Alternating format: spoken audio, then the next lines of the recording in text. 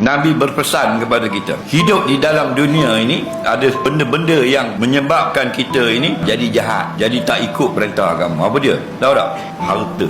Itu kena jaga mulai. Kerana ramai dah pejuang-pejuang Islam rebah di tengah jalan kerana harta. Orang mengaji ni kitab penuh rumah, rebah harta. Boleh syarah habis, boleh dobik habis, penuh ni kitab, harta.